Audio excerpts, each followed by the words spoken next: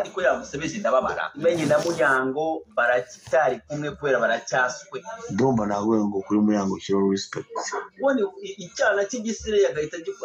erega nuko nguko twego dukora kuri Munyango ugenda gake Munyango nakari umuslay waretse nkavuga kuri Mamira Diva yatwaye umugabo w'abandi Mamira Diva mubaki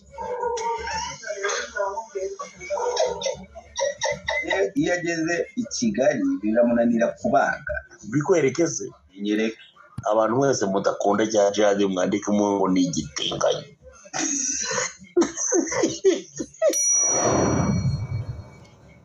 Jihad ko yamusebeje ndababara se ibaze nka Jihad akajya gusebya ngo umuntu ngo yarwaye ibintu ngo mwirugu ibintu atigeze anitera ubagira ngo noneho ibaze nka Jihad twabonye Abanyarwanda kandi uretse gato utaravuga Jihad muri Toronto Kenisoro agiye guperformingira abwira buri munyarwanda buri murundi ari ahantu hari ni 901 Jane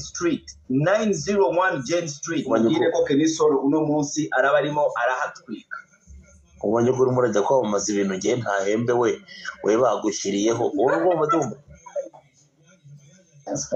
oya wayetegeye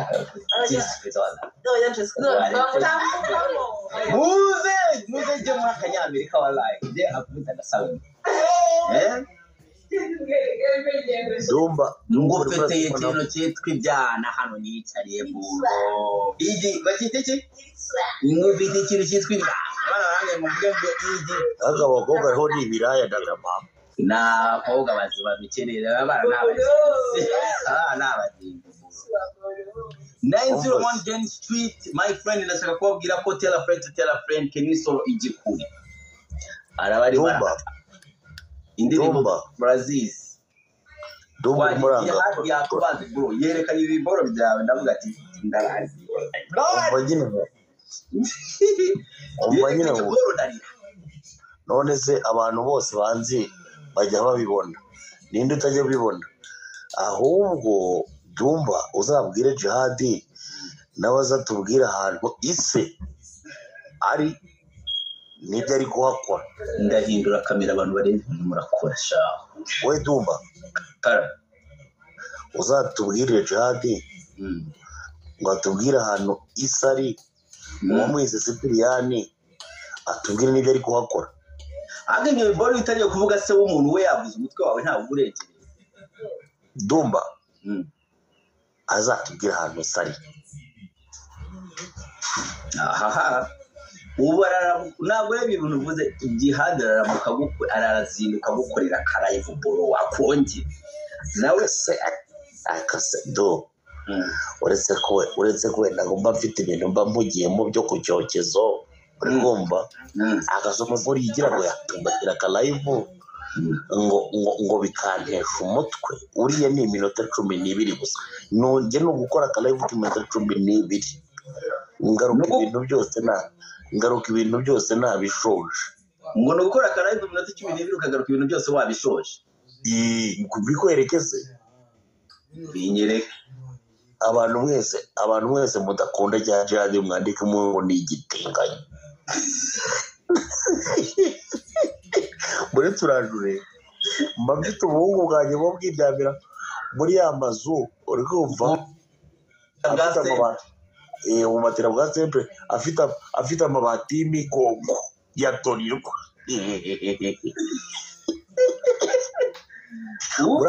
mu gitondo gutya urabona ko n'abantu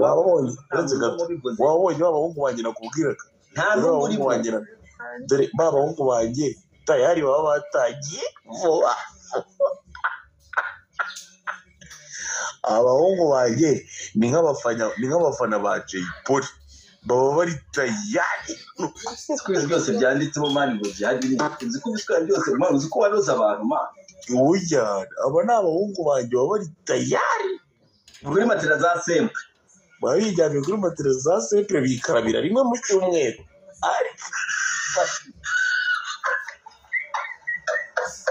ngo bakaraba rimwe mu cyumweru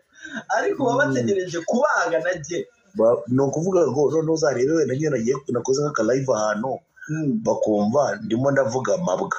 nanjye baranzamuka nako ngo nimaze ko nuri murabaga ntabwo ujya ubibona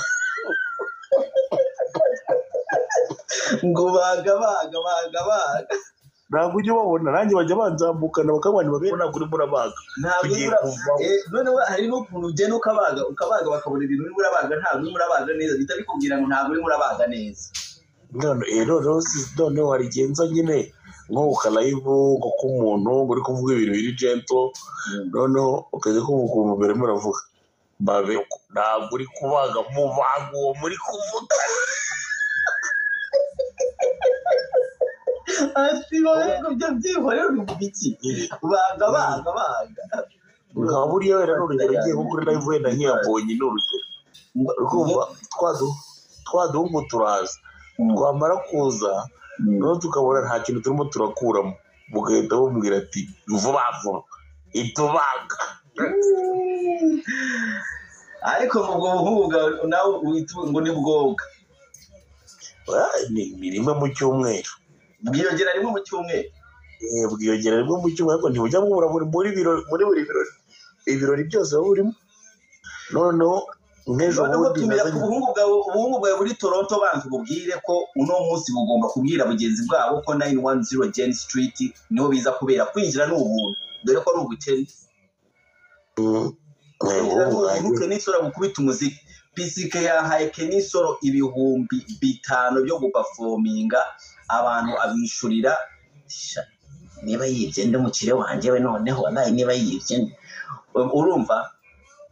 PCK yari uwakera ibyo urimo uravuga se ndimo ndabyumva ndaje kukubwira ko PCK ibyo bintu ndimo ndavuga yabikoze yagiye PCK yabasha agenda noneho kuri ka kabari ka 256 ukunze kwamamaza ka kandi plus 256 ka Montreal agura ubuyoga bwose burimo bwose arabugura burumva umukire wo muri kariya kabari nawe yarambwiye ngo agafone ke ngo kabamo momo uri kumva ngo yagasize mu rugo kugeza n'ubu ntarataha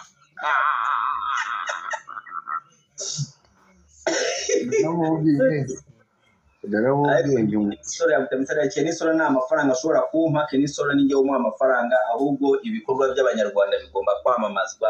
mu mahanga nicyo mba mparanira ngende inkotanyi kandi nongeraho iy'amarere Dumba uheruka inzira muki Kenisoro ari muri sara ahantu ku mukoboyi amakuru mbanya afite Kenisoro saro yindi yaryamamo nta saro yaryamamo ataryabe muri hoteli uretse ari yanjye kandi ntabwo arimo araryama muri saro yanjye nzagusura vuba mwana ndaza Canada vuba mashallah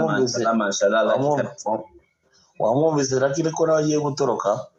ntabwo byasuba gutoroka nta muntu ugitoroka u Rwanda ariko u Rwanda uraruzi none se uwitwa Ivuri ntiyatorotse Ivuri se n'ubundi Ivuri n'u Rwanda yarutorotse kera akirubamo Ivuri ubuze arimo arakora we murimo turimo tw'amaboko nari mu biti oya ntabwo aratangira gukora ibintu ariko nzamutwara Ivuri anytime mumubona nzamutwara agenda atema igiti utamaye like koko tangoje big shark turatembera boro baba bagiye gutembera rakarimo arakomeza kubwira ko aba ari ugutembera ntabwo aba ari ibintu byo kuvuga ngo bagende ngo ajya atembera namubonye za Europa agenda gake ibyo bintu babikoze bari ba Debeni nibo bagiye bahita bahunga n'aba Medi ngira ngo kandi ibyababayeho barabibonye ntabwo Debeni n'ubundi yahaye wa mwana dukorana Patrick amuha ibihumbi 14,800 ubu nawe asigaye asingiza Patrick asigaye asingiza Debeni bamuhaye 14,800 ayo 800 kandi ubu ushobora gusanga ari nk'ibihumbi 40 cyangwa 14,800 boro Jesse Kwisa abantu bariho barakomplaininga baravuga ati je iyo ageze i Kigali biramunanira kubaga mu rugo bari mu rugo kandi iyo utashye mu rugo ntibivuze ngo ugiye gusandaguza ibyo usanze gusa uretse gato gusa nka notebye mba nguhaye icyo bita nota bene mu rurimi rw'icyongereza bitavuze ko hagize uca mu nzira zitari zo unyenzaho nkabyumva nyine ko yarengereye mpita ngukorera epizode 636. ndashaka kukubwira ko umuhungu wanjye witwa Jihadi w'umutinganyi utanasiramuye Jihadi yagufashe afata ikiboro cyawe cy'inyuma sinzi niba ariko ngiye kukurangira umuti uwo muti ni akaboro agatibo bakita gute agatibo njya ngakoresha koze nanjye njya ngira kuba kwa kundi nogosha uruhara njya ngira ibi biboro agatibo bakita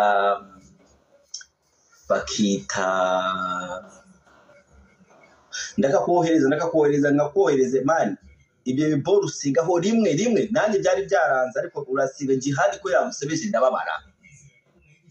ibaze nka Jihadi akajya gusebya ngo umuntu ngo yarwaye ibintu ngo mwirugu ibintu atigeze anitera ubwo nyine ubwire birango muri muraninya mwana do hari muri muraninya hari umunone nago kuri live kuri live uzikora mbere mwabikoze abantu bakambije ngo ningire murarinya mbere mwabikoze barambije ngo ningire ukuri haro ejo bundi umuntu yaransuriye mpita ndwara igihorihori ariko je ibintu byawe byose biba birimo imisuzi iba iki byose ibintu byawe ntabwo ushobora kuba byubashye n'ibintu byanjye ariko se ibyo bintu by'ibishaye kugira ngo njye mpfa kubivuga wa mugabo ibintu ntabwo njye bivuga by'ibishaye n'ibiki byose kandi ndimo ndigira umubatizo ariko urimo urarinya mwana ni ibiki uri kuvugira mu aho ngaho ahubwo boro ya TikTok abantu ba TikTok baguma bagira banyandikira yo kageze kahita gasakuza kamera nk'umusozi kahita gasakuza kamera nk'umusozi notification ya TikTok cyangwa n'abantu bawe muri kompasiyo reka ako se kurara wicaye amasaha se n'ibyari i Kigali umunsi nka saa saba kuko mwe muri mu bantu bajyaga bishyurirwa n'imishinga ya za setamorwa ngo kompasiyo umuhungu wanjye yagiye ariko nari ngukumbuye kuri ino mihanda uburayivu bwacu twajyaga tugatumbagira naramushatse narakubuze mwese ngo TikTok yarabarangije muba mugiye gusabirizaho nanze kugenda kuri live utariho za Instagram ndavuga ati umuhungu niyumva ashaka kuza live dutwike azatwegera nawe ushaka kuza no live udahari yewe ibintu byo kuza hano nkicara abantu nkatangira kubabwira ibintu nkabura ibyo mbabwira nkagira iki ugasanga ntangiye kubaga abantu batandeba kumva aho nkavutsanga nkabaza umuntu nka Knowless kubera nabuze ibyo mvuga nanjye naravuze ati reka nzajya nitegereza Jess Kwiza naza dushaka ibyo tuvuga amfashe nanjye nshaka ibyo mvuga ariko ejo bundi naje ku karayivu usanga ntangiye Knowless wallahi ngemba nibereye inyaro ubwo nawe Clement yagutaye 12 oya uziko Clement ntazi no kunasa mu maso bro njye Clement twahuriye muri Rwanda Day Clement sinzi kunasa mu maso ariko ashobora kuba nk'umutipe yagumye nyuma mu iterambere atazi ibi bintu ukuntu bisigaye bikora Clement ntabwo azi aracyari muri bya bintu byo kwishyura aba DJ bo ku maradiyo no ku mateleviziyo ngo bakire indirimbo ntabwo abizi ntabwo azi ko TikTok zaje ntabwo azi ko badumba bahari hano ibintu aribo bakora urumva bari aho ngaho ngira ngo yishyuye ka gahungu kitwa Babu gafite ibyago gafite ubwanwa bw'amafuti urakazi ka gahungu gakora ku isibo gafite ubwanwa bw'amafuti Babu ndamuzi afite ubwanwa wagira ngo baba bamwogoshesheje urwembe hano bagahita bamwogoshesha ibindi bintu simbi urumva kakaza kakavuga ibintu kagahita gafata umuntu w'igisamagwe nka Ben kagahita kamugiranya na Knowless wallahi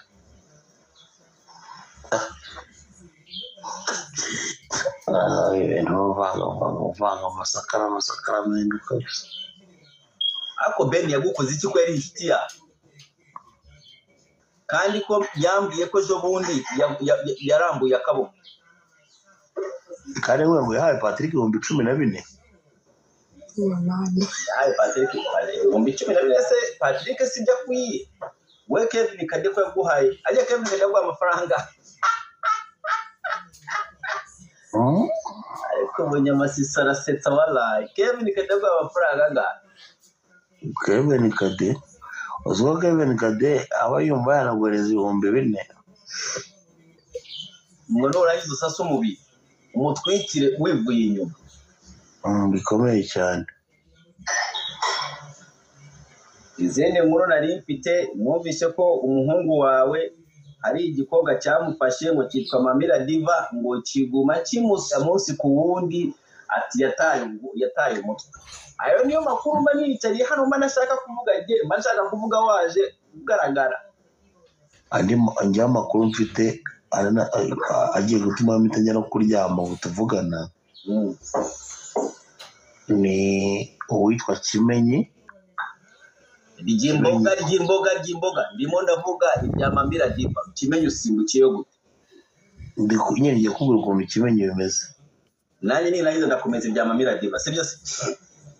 Kimenyi Yves uwo tuvugana amagingo aya ngaya imvura yaguye i Kigali ishobora kuba yanamunyagiye kubera kuri chance ahantu bari bamuhaye kujya barambitse umusaya batangiye kumena beto hejuru nyine so umuvandimwe rero aho kuryama ntago byoroshye ubu no kuba imvura n'umugoroba yose yaguye ishobora kuba yamunyagiye Kimenyi yego Kimenyi se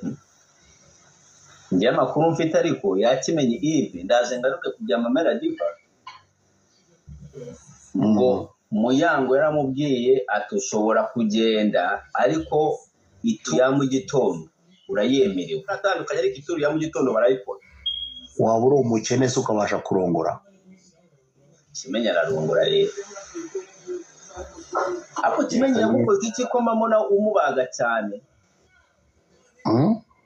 Kimenyi yagukoze iki ko mbona umubaga cyane yabyiharije kuvuga ko Muyango na Kimenyi barawukanye ariko ituru ya mu gitondo barayirya kila siku nakubwiye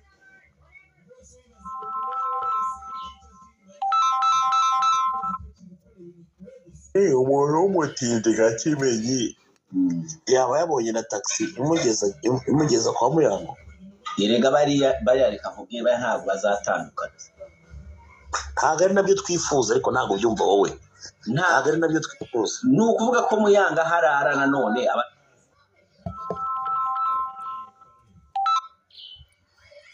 kwa Kimenyi erega bariya abantu bakoze ubukwe basharinga n'imitungo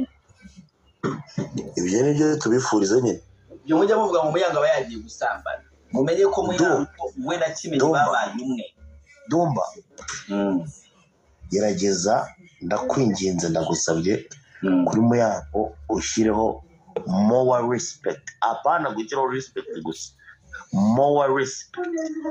noneho rero ndashaka kugusaba ati niba ushaka gusuzugura Kimenyi ukareka Muyango bose bagomba gusuzugurirwa icyarimwe bose bakubahirwa icyarimwe kozi ni umugabo n'umugore nta muntu ndemera kuza hano ngo usuzugure umugabo wa Muyango Dumba nta muntu usuzuguye Kimenyi nakubwiraga icyo bita reality yari tsezi reality ibyo ngibyo niko bimeze wambwiraga ngo iki reality reka ntabwo nabyemera ndashaka kubwira ko nsoza nasubiramo ngenda kwa Mamira Diva Kimenyi na Muyango baracyari kumwe kwera baracyaswe ndumva nawe ngo kuri Muyango shiro respect sorry baracyubaka urugo ako kantu kasawundinga neza Kimenyi na Muyango baracyubaka urugo siko wenda bavuga ngo barahura nk'abantu nyine nk'abantu babanye bavuga ngo barahura okay kandi ukoreshe inshinga guhura mvuga bahuza imibiri Kimenyi na Muyango arabyemeye nuvuga ko Kimenyi na Muyango baracyahuza imibiri banyarwanda